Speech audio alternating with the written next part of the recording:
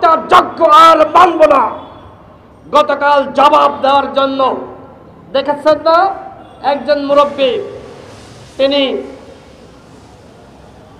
হাতে ইট নিয়ে তিনি ছুটে চলছিলেন,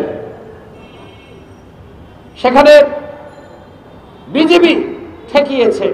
বাংলাদেশের মানুষ সেখানে লাঠি, খুন্তি, দা, ঝাঁটা, বারুদ নিয়ে জড়ো হয়েছিল।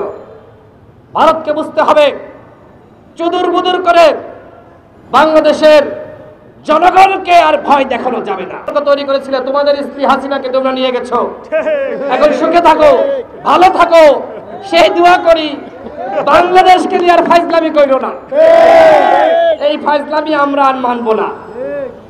বন্ধুগণ, এই যে একের পর এক সীমান্তে আগ্রাসন চালাচ্ছে, হাসিনার আমলেও কিন্তু আমরা প্রতিবাদ করেছি। কেউ প্রতিবাদ করুক আর না করুক, গণ অধিকার পরিষদ এবং তার অঙ্গ সংগঠন ছাত্র, যুব, শ্রমিক, পেশাজীবী অধিকার পরিষদ প্রতিবাদ করেছে। যখন খুনি রক্তচক্ষু ওই সন্ত্রাসী দায়িত্ব আক্কা করে নাই, তারাও কিন্তু সেখানে জমায়েত হয়েছিল ভারতের এই আগ্রাসনকে রুখে দেওয়ার জন্য। বাংলাদেশের বিজিবিকে ধন্যবাদ জানাই যে তারা আওয়ামী লীগের আমলে আমরা দেখেছি কিভাবে বিড়ালের মতন থাকতো, গতকাল আমরা সিংহের গর্জন দেখেছি। তারা বিড়ালের মতন কাপুরুষের পরিচয় দেয়নি। আমাদের স্পষ্ট কথা, গুলি চললে পাল্টা গুলি চালাতে হবে।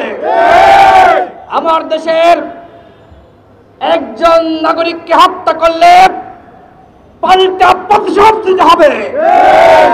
এমনি এমনি ছাড় দিয়ে আর চলতুম না। এখন চালানো শিখতে হবে। কি চালানো শিখতে হবে? বন্দুক চালানো শিখতে হবে।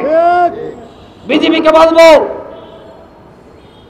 ভারত আমার দেশের সীমান্তের নাগরিকদের উপর আগ্রাসন চালাচ্ছে, হত্যা করছে এবং চাপাই নবাবগঞ্জের ভারত এবং বাংলাদেশ সীমান্তে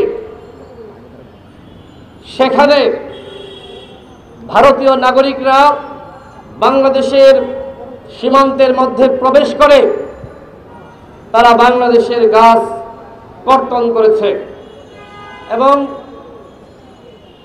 একই সাথে ভারতীয় বিএসএফ বাংলাদেশের নাগরিকদের উপরে গুলিবর্ষণ করেছে, সাউন্ড গ্রেড নিক্ষেপ করেছে, লাঠিচার্জ করেছে।